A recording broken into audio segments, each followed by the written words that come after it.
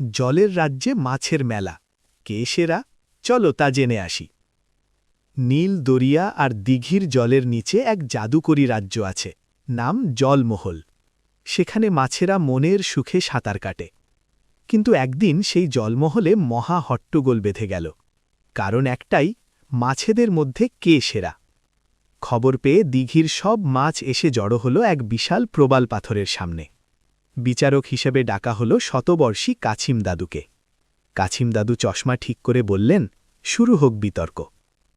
রূপালী গা দুলিয়ে সবার আগে এলো ইলিশ। সে গর্ব করে বলল, আমি বাংলাদেশের জাতীয় মাছ, আমার মতো গন্ধ আর স্বাদ কার আছে? সর্ষে ইলিশ বা ইলিশ ভাজা হলে বাঙালির আর কিচ্ছু লাগে না, আমিই সেরা। রুই মাছ লেট ঝাপটে বলল, আরে রাখো তোমার গন্ধ, বিয়ে বাড়ি বা কোনো অনুষ্ঠানে রুই মাছের কালিয়া ছাড়া কি চলে? আমি দেখতেও রাজকীয়, খেতেও রাজকীয়, আমিই মাছেদের রাজা। কাতল তার বিশাল মাথাটা নাড়িয়ে বলল, রাজা হতে হলে বড় মাথা লাগে, আমার মাথাটা দেখেছ?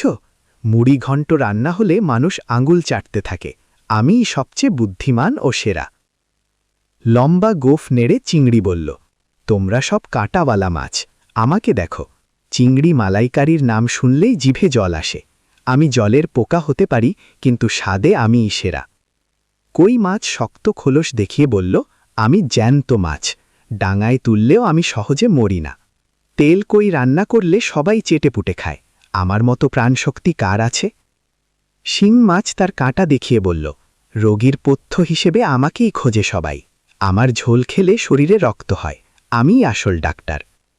শিংয়ের পাশ থেকে মাগুর বলল, ঠিক বলেছ ভাই, অসুস্থ মানুষের বল ফেরাতে আমার জুড়ি নেই, আমি দেখতে কালো হতে পারি, কিন্তু গুণে আমিই আলো।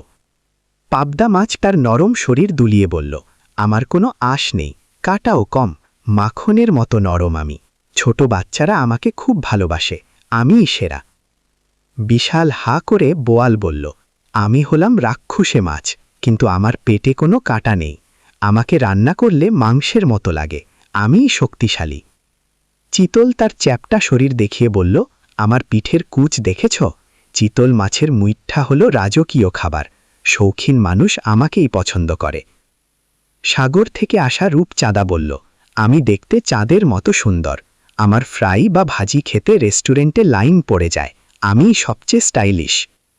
গম্ভীর গলায় ভেটকি বলল, ফিশ ফ্রাই বা ফিশ কাটলেট মানেই আমি, আমার কাটা নেই বললেই চলে, শহরের পার্টিতে আমার কদর সবচেয়ে বেশি। ছোট্ট মলা মাছ লাফিয়ে বলল, তোমরা সব বড় বড় মাছ, কিন্তু আমার মতো উপকার করতে পারো? আমাকে চিবিয়ে খেলে চোখের জ্যোতি বাড়ে, আমি ছোট হতে পারি, কিন্তু ভিটামিনে সেরা। ট্যাংরা তার গোঁফ দুলিয়ে বলল, ঝাল চচ্চড়ি রান্নায় আমাকে ছাড়া চলেই না, আমি ছোট, কিন্তু স্বাদে আমি ওস্তাদ।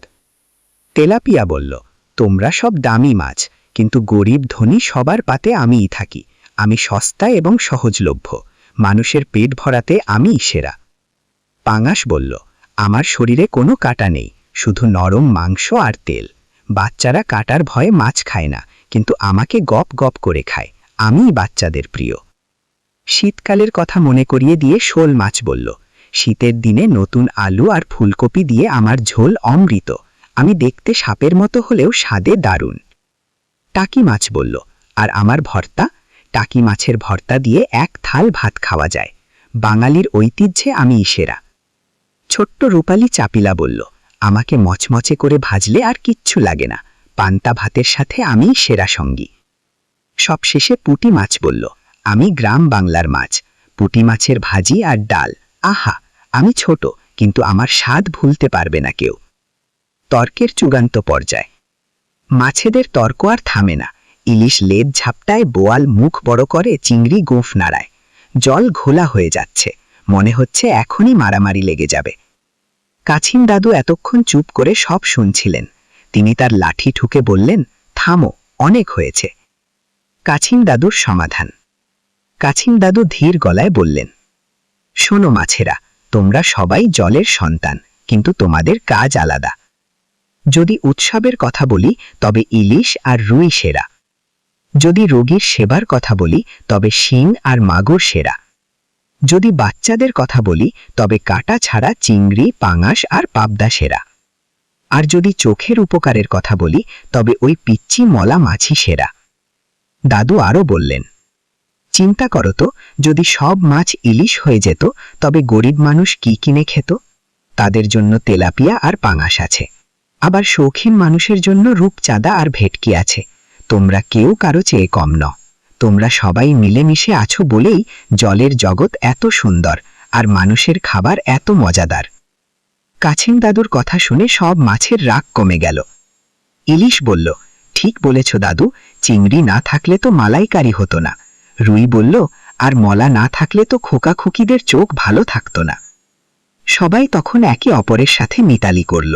জলের নিচে আনন্দের ঢেউ উঠল। সব মাছ মিলেমিশে লেজ দুলিয়ে সাঁতার কাটতে লাগলো। বন্ধুরা, এমন আরো মজাদার নতুন নতুন ভিডিও পেতে আমাদের SY ড্রিম জোন চ্যানেলটি সাবস্ক্রাইব করুন। সবার আগে ভিডিও পেতে বেল আই বাটনে ক্লিক করুন।